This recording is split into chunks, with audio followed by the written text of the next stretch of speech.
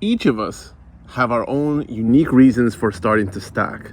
Whether it's we thought that there was going to be price appreciation, whether we thought it was going to protect us from SHTF or, a currency crisis, or something as simple as, grandma and grandpa, gave you some silver for your birthday 40 years ago and, that it stuck.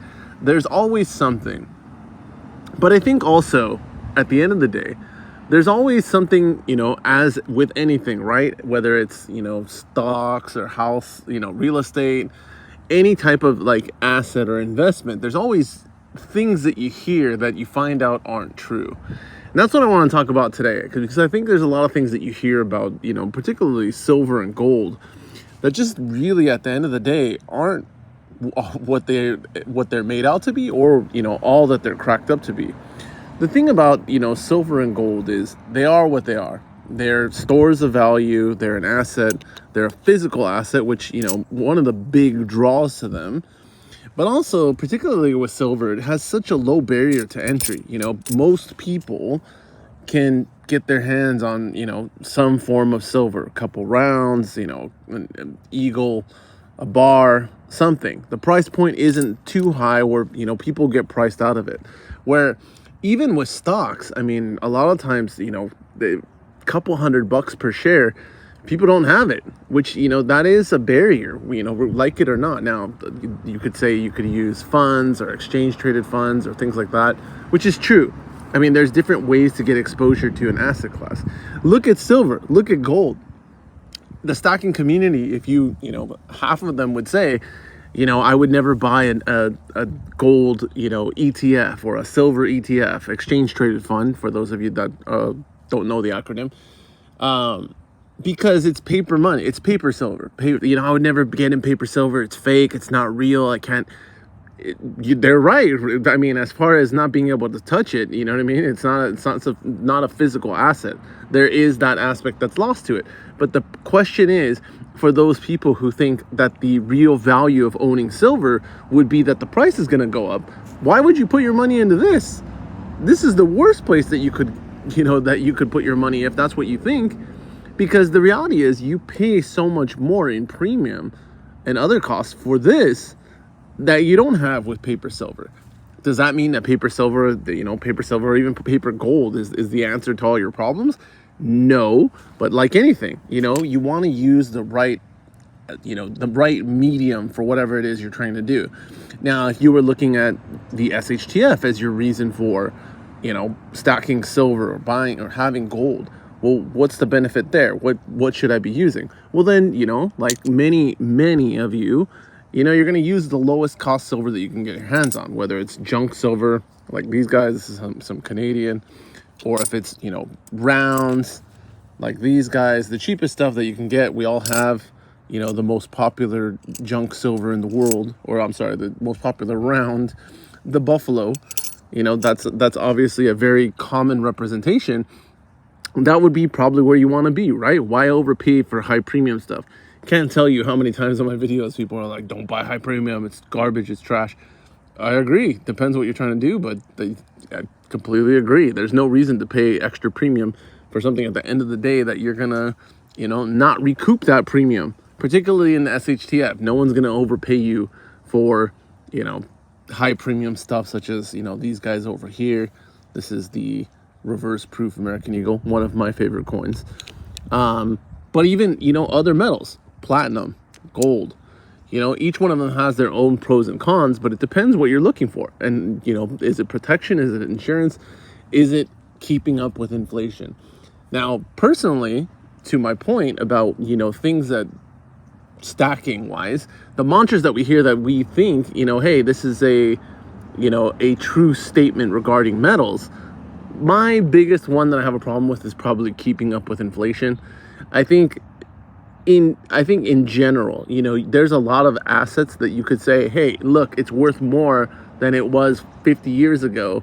And the price, has kept up, in the range of certain other things. Oh, a gallon of gas costs, the same as it did 30 years ago, when you relate it back to silver. Okay. But I feel like, again, it's kind of a cherry pick statistic. Now, to be fair, you have to measure it somehow, right? You have to measure it with something. So I guess, a gallon of gas or whatever their medium is, is useful.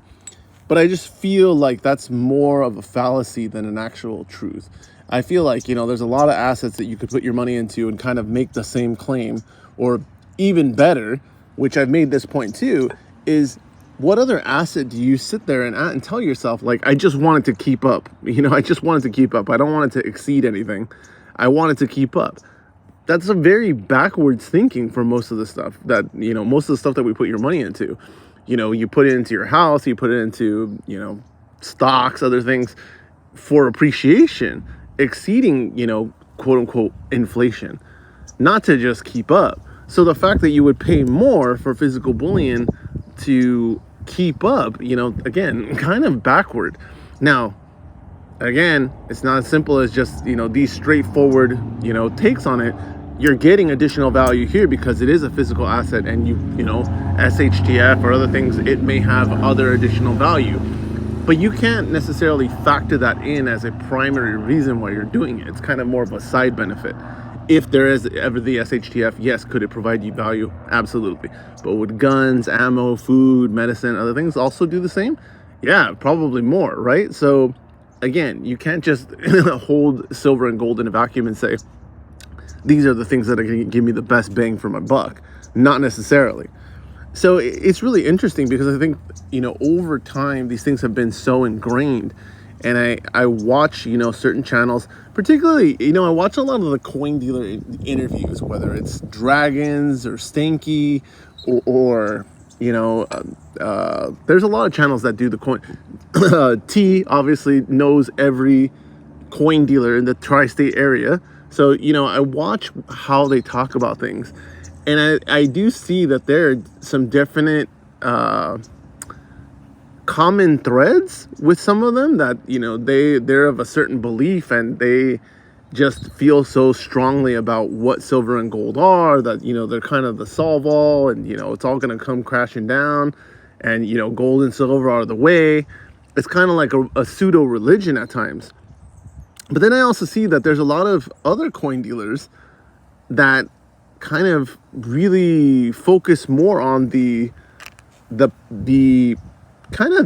the interesting aspects of like gold and silver, for collecting and for having, and just, price action and diversification, that kind of thing. Not so much the FOMO, not so much the fear, or it's, it's going to save you, that kind of thing. Just the pure, gold and silver, collectibles, like showcasing, taking things out of their showcase that are, interesting rather than the status quo. I think for me, that's one of the big things that got me into stacking in general, is that I like history, I like collectibles, I like things that, as far as the historical aspect, I like currency, because I think it's one of those things, like if you had, coinage from like, the Revolutionary War times or things like that, or, the Civil War, like even Confederate currency, just things that are just a way to remember kind of, how we've evolved as a country, as a people, and the continuous evolution that we go through. I think, coinage and monetary instruments are kind of a part of that. They're part of Americana. So that whole thing's always interested me. And I think that's probably one of the big reasons that, I decided to start stacking.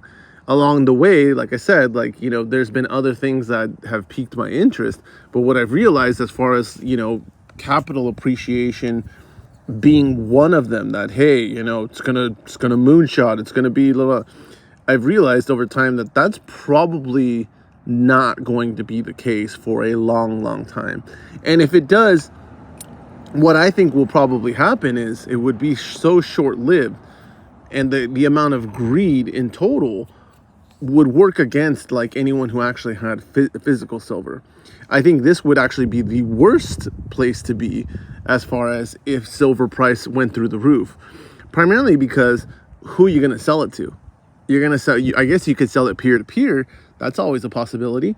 But peer to peer, I think when the price is skyrocketing, other stackers, other people who are interested in metals probably aren't going to be buyers. They're going to be trying to unload, right? Also, the coin shop's going to be inundated with all the newbies who are ready to get rid of their stock because they only got it, a year before, and it skyrocketed one time, like they had always heard. So they're going to be the first ones in the door. For the true stackers, the ones who've been doing it for a long time, they're going to be holding out saying, oh, it's going to go higher, it's going to go higher, it's going to go higher, it's going to establish a new normal, and I'm going to hold on until it hit, many stackers say, I'll never let go, I'm never going to sell. To me, that's one of the dumbest things that you could, the dumbest outlook you could have on any asset. Everyone has to have their price, even if it's an unrealistic price. At least have a price and say, okay, if it hits this, I'm dumping it. Not all, but let's say the majority. You don't need to hold on to that. You know what I mean? You could transition it to something else that's just as meaningful. There's got to be an exit strategy at some point. Otherwise, it's even worse than a collectible. It's like a very expensive hobby at that point. But again, I think the thing with physical silver is if price did really have its day where silver went through the roof, who would, the problem would be unloading it. Because, I saw during the pandemic that at a certain point, coin shops were just inundated with people selling silver. And even though price was very high, the coin shops were playing below spot because they knew, they were just, why am I going to overpay when people are handing it to me hand over fist? And that was for everything. That was for Eagles. That was for a bunch of stuff. So, this idea that, it's going to work very similar. You don't have those kind of problems with stocks. You don't have those kind of problems with potentially crypto. Now, what I will say there is with those other instruments is when you are selling, for example, this is another mechanism that I think generally most people don't understand about selling investments or selling assets in general. If everybody has it, let's say Nvidia stock. Let's keep an even easier example. Let's say Jeff Bezos or Elon Musk. Let's say, we know that their wealth is primarily stock. That's where their wealth is. It's not, sitting in gold. It's not in the bank. These people are billionaires because they own an S ton of stock. What happens is, if they decided one day, I'm going to transition that into actual dollars. Like, I don't want to be associated with the risk of this stock anymore. Well, what's going to happen? As they sell, that brings the price down because they're flooding the market with that asset and it loses value. And so it's a self-fulfilling prophecy that they can't unload it all in a short period of time because they will crater the value of the asset. It's the same with silver, gold, other things. If someone had, if everyone's getting rid of it at the same time, it's just not going to hold up. And so it will be a self-defeating mechanism as far as price. These are the things, again, that people don't understand about how things work. And it's not even really that, that tough of a concept to wrap your hands around. It's just they're completely unaware. And I don't blame them, you know what I mean? We all have our strengths and weaknesses. We all have things that we're informed about and other things that we're not. But to enter into like buying physical assets such as these without understanding those types of mechanisms and having that exit strategy, it's a mistake. And like I said, I think personally the one thing that I feel was kind of a misleading as far as gold and silver is just the keeping up with inflation aspect. I think that's more of a myth than actual reality in practice. And even if it was, selling that to you as a very great positive where many other assets exceed inflation with regularity, it definitely leaves you out in the cold.